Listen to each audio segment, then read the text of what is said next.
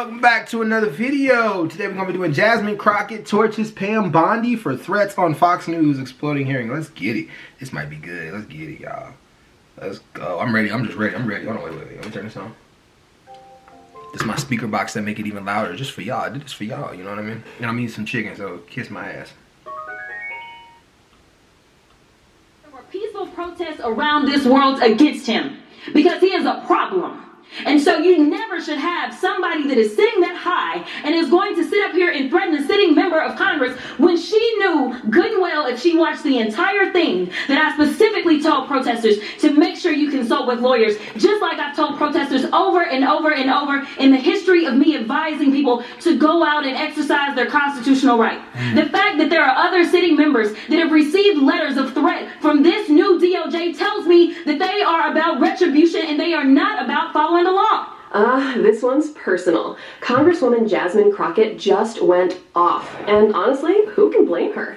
The Texas Democrat unleashed one of the most fiery takedowns we've seen in Congress this year, and it was aimed straight at Attorney General Pam Bondi. Why? Because Bondi went on Fox News, or as Crockett called it, faux news, and threatened her.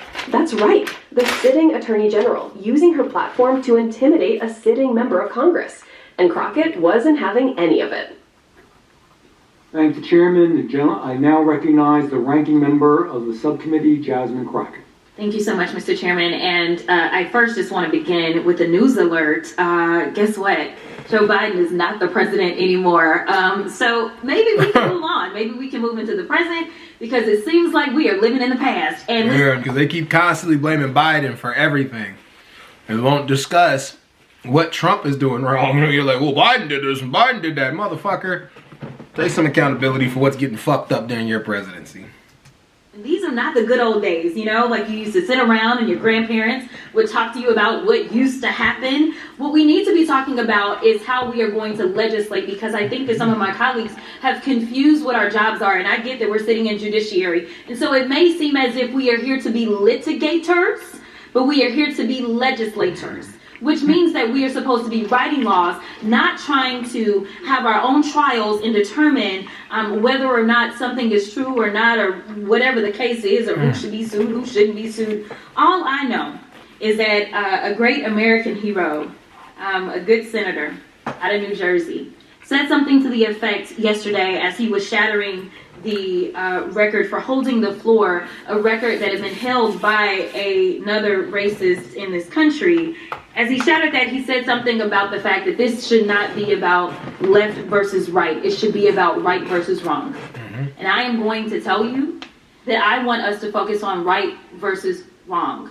The reason that we are struggling right now in this country as it relates to people not trusting agencies, honestly, a lot of it is because of elected leaders. Let me tell you, one of the things that the chairman and I actually agree upon, we don't agree on a lot, is that we both know that there has been a sharp incline as it relates to threats upon our lives. Regardless of what side of the aisle you sit on, we both know and agree that as sitting members of Congress, we both are enduring more death threats than anybody should in this country. Facts. And I believe that it is because of the divisive rhetoric, and it is because of the selective enforcement of things. And so when we have, and I'm gonna be clear, because I had remarks and I'm going a whole other way. To have the sitting Attorney General go on, and I'm gonna call it faux news. I know some of y'all love it, but it's fake to me. To have her go on Fox News and to then decide that she wanted to send a threat to me, it was wrong.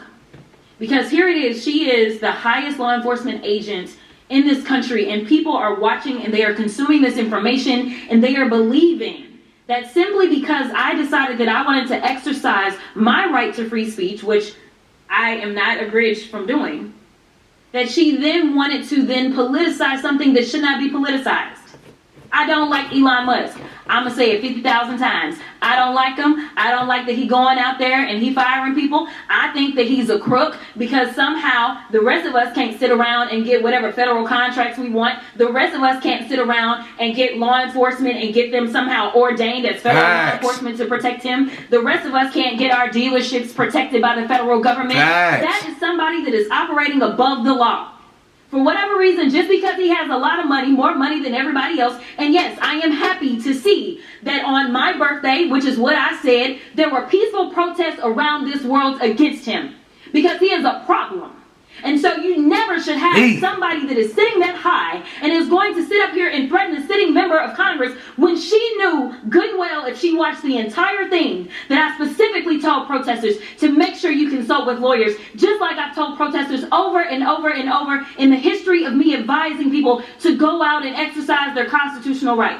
The fact that there are other sitting members that have received letters of threat from this new DOJ tells me that they are about retribution and they are not about following the law. Facts. The reason that our party, or I won't even say our party, our country, is torn apart is because we can't even agree on right versus wrong. Right. This should not be left versus right. The only thing that we're asking is that we have law enforcement that will show up when there is an actual crime.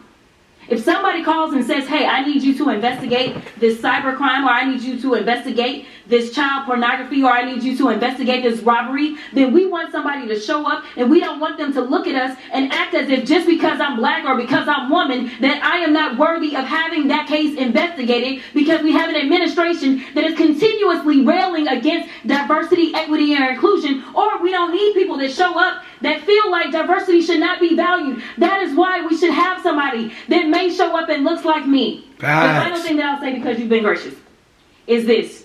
When I first became a public defender, I had no criminal defense experience. And I walked in and I told my boss, Charlie, I said, listen, you should hire me. He said, why? I said, because I'm black. Charlie looked at me like I was crazy.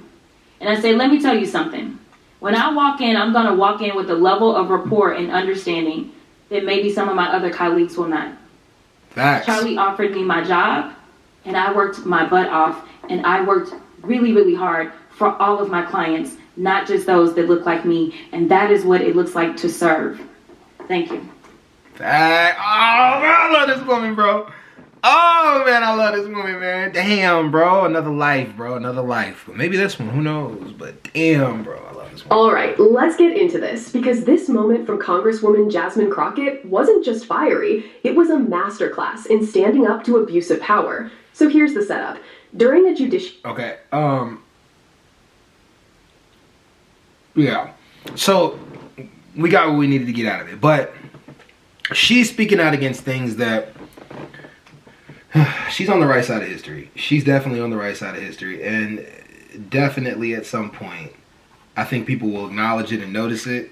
I'm loving it. I'm enjoying watching it. Like, she's definitely... She earned her position. She's where she needs to be.